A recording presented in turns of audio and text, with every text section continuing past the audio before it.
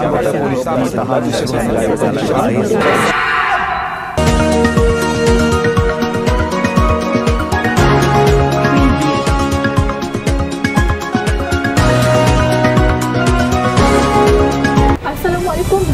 lagi Nur Syuhaiza. Kali ini kita di Jalan Chowkay untuk mengetahui bagaimana eksploitasi terhadap kanak-kanak untuk mengumpul sedekah.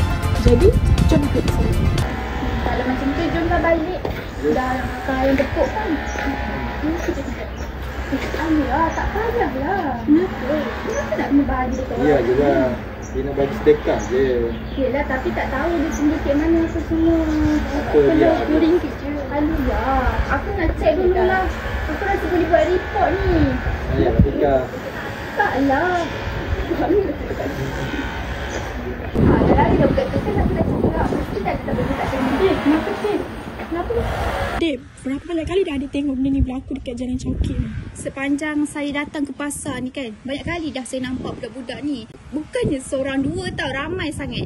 Sebab tu saya jadi marah sangat. Nak tanya dekat awak pula, sebagai seorang mahasiswa, awak mahasiswa kan? Jadi sebagai seorang mahasiswa, apa langkah yang awak boleh buat untuk kita cegahkan benda ni sebenarnya? Mungkin perkara ini saya akan bawa kepada pihak yang bertanggungjawab untuk menyelesaikan masalah ini atau mengadakan kempen untuk membasmi kutipan sedekah. Apa pula tindakan awak untuk pihak berkuasa? Maksudnya pihak berkuasa boleh buat apa untuk kita cegahkan benda? Macam tadi, bila saya cakap saya nak buat report tu, budak tu dah lari dah.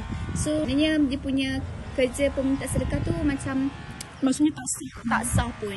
Jadi apa yang saya boleh buat, saya akan report lah dekat pihak berkuasa macam Jabatan Kebajikan Masyarakat kan, sebab melibatkan kanak-kanak. Boleh anda perkenalkan diri? Okay, nama saya K7. Saya seorang student dari UMK. Adakah anda percaya bahawa memberi sedekah kepada kanak-kanak dapat membantu mereka atau ia sebenarnya menggalakkan eksploitasi? Saya rasa benda tu akan mengeksploitasi kanak-kanak, sebab kalau kita pergi sedekah dengan niat yang baik pun, nanti lama-kelama budak tu akan rasa kurang motivasi untuk membuat kerja. First, boleh tahu nama? Nama saya Lim. Bagaimana perasaan Lim bila Lim tengok kanak-kanak yang masih kecil terpaksa meminta sedekah demi kelangsungan hidup? Maksudnya dia orang kena cari duit untuk makan.